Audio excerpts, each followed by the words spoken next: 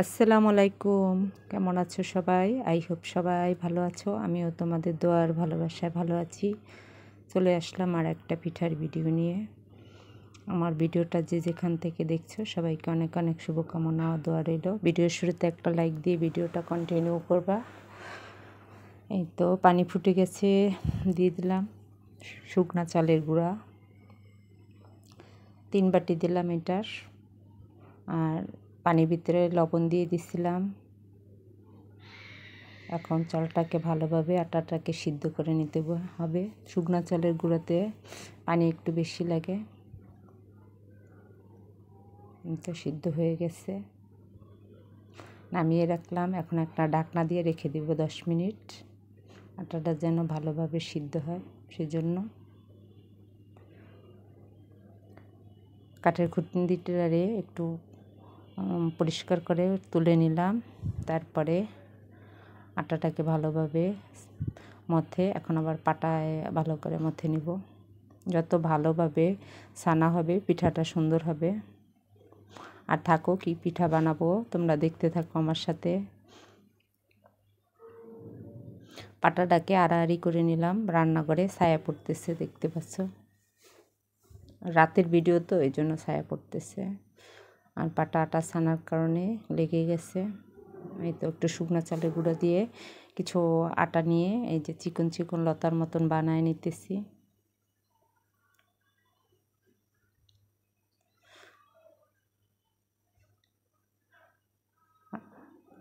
আজকে আমার ভিডিওটা যারা নতুন দেখবা সবার কাছে রিকোয়েস্ট থাকবো লাইক দিয়ে ভিডিওটা কন্টিনিউ করবা। যদি কোথাও ভালো লাগে প্লিজ চ্যানেলটাকে সাবস্ক্রাইব করে বেল বাটনটা অন করে দিবা। সবগুলো লতা একসাথে বানিয়ে নিলাম। দেখো এটার উপরে একটু শুকনো চালের গুঁড়া দিয়ে দিছি যেন একটার সাথে একটা না লাগে। তারপরে ডাইনিং টেবিলে চলে আসছি,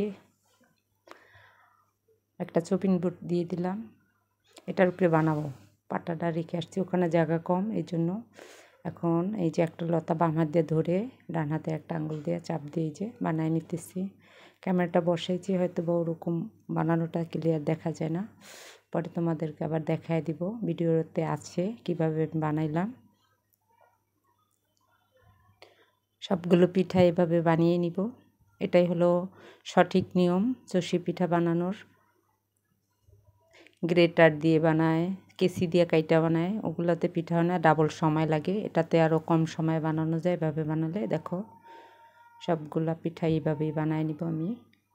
সবগুলো পিঠা এক সমান হয়েছে।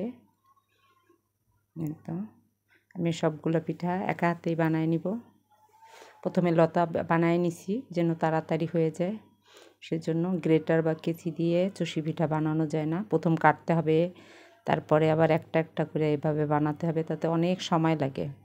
আর আমার হাতটা চলতেছে দেখো যেভাবে, ঠিক ওরকমই আমি তাড়াতাড়ি করে বানাইতে পারি। আমারটা তাও মোটা মোটা হয়েছে, আমার মোটা আরও ছোটো ছোটো আর হয়। এই তো সবগুলো বানানো হয়ে গেছে দেখো, অল্প করেই বানাবো। এই তো সবগুলা যতটুকু আটা ছানছি সবগুলো দিয়ে বানানো হয়ে গেছে গা। এখন পিঠাগুলো তুলে নিব। যে চালের গুঁড়া দিয়ে নিছি এই জন্য গুঁড়াগুলো উঠায় দিব, নাহলে পিঠা একটার সাথে একটা লেগে যাবে। এই যে সবগুলো পিঠা বানানো হয়ে গেছে। প্লাস্টিক একটা ট্রে ভিতরে নিলাম, ওখানে ভালোভাবে দেখা যায় না, তাই আবার পরের দিনে আমি কিছু আটা সিদ্ধ করে নিলাম, নিয়ে এই যে দেখাবো কিভাবে আমি সঠিকভাবে বানাইছি। বাম হাতে একটা লতা ধরে ডান হাতের প্রথম আঙুলটা দিয়ে এই যে চাপ দিয়ে এভাবে আস্তে হালকা হাতে টলা দিলেই পিঠাটা হয়ে যাবে। দেখো আটা তো এই জন্য এরকম হচ্ছে, চালের গুঁড়া হলে এরকম হতো না, একটু বেঁকা দেখায়। কিন্তু ওই যে 2 আঙ্গুল দিয়ে চাপ দিয়ে পিঠার আটাটাকে কেটে নিতে হবে, তারপর আরেকটা আঙ্গুল দিয়ে ডলা দিতে হবে, তাহলে পিঠাটা সুন্দর হয়ে যাবে। এই দেখো আমারটা প্রতিটা পিঠাই সুন্দর হয়ে যাইতেছে। আটা তো এই জন্য একটার সাথে একটা লেগে যাচ্ছে। এটা গমের আটা দিয়ে আমি দেখাচ্ছি কিভাবে আমি পিঠাটা বানাইছি, সেজন্য ভিডিওটা ক্লিয়ার আসে নাই। তারপরে পিঠা বানানোর পরে রাইস কুকারটা হাঁড়িতে 1 লিটার দুধ দিয়ে দিলাম, দিয়ে চুলায় বসাই দিলাম। দুধটা বলক আসার অপেক্ষা করব। দুধটা ভালো করে ফুটবে এবং অনেকক্ষণ জাল করতে হবে। দুধটা ফুটে উঠছে। কাঠের একটা লাকড়ি দিয়ে লাড়তেছিলাম, না হলে নিচে লেগে যাবে, তাই এটা রাতেই করছি সকালে নাস্তার জন্য।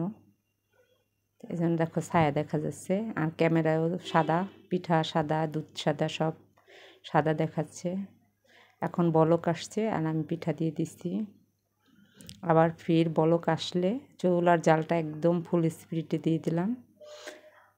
পিঠা দেওয়ার সময় হালকা হাতে লাড়তে হবে। পিঠা এখন দুধটা আবার বলক চলে আসলে পিঠাটা উপরের দিকে বেশি উঠবে, তারপরে আবার বাকিগুলা দিয়ে দিব। এরকমভাবে আমার আম্মু রান্না করতো, ওটাই আমরা দেখেছি। তো আবার দুধ বলক আসছে, ফুটে উঠছে, আবার কিছু দিয়ে দিলাম।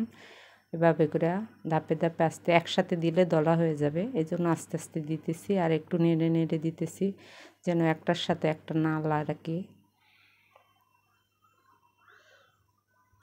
ফুটে উঠবে আর দিয়ে দিতেছি। জালটা পুরো হিটে থাকতে হবে, আর কাঠের খুন্তি দিয়ে আস্তে আস্তে নেড়ে দিতে হবে, নাহলে নিচে লেগে যাবে, পোড়া গন্ধ আসবে। যতক্ষণ পর্যন্ত ফুল বলক না আসবে। এখন যা বাকিগুলো সব দিয়ে দেবো একসাথে। এই তো বাকিটা ঢেলে দিয়ে দিতেছি। নিচে একটু ওই যে চালের গুঁড়া রয়ে গেছে, ওটাও দিয়ে দিব যাতে ঘন হয়ে যায়। আর কোনো আমি গুঁড়া বা গোলা দিব না। পিঠার সাথে যে চালের শুকনো গুঁড়াটা লেগেছিলো ওইটাই থাকবে, আর দেবো না। এখন দেখো কি সুন্দর ফুটে উঠেছে। দুধের ভিতরে এখন আমি কোনো মিষ্টি দেইনি, লাইট জ্বালাইছি, পুরো এখন ফকফকা দেখায়, তাই লাইটটা বন্ধ করে দিলাম ক্যামেরার। এই তো বলক চলে আসছে, দেখো ঘন হয়ে আসছে। আস্তে আস্তে আলগা হাতে নাড়তে হবে ভাসা ভাসা অবস্থায়, না হলে ভেঙে যাবে পিঠা। আমার কিন্তু একটা পিঠাও ভাঙে না, একদম আস্তে আস্তে ছিল। আর বেশি ঘন করা যাবে না, তাহলে একটার সাথে একটা একবারে শক্ত হয়ে মানে আটকায় যাবে। এই দেখো কি সুন্দর ঘন হয়েছে। আমি চুলার জালটা এখন বন্ধ করে দেব।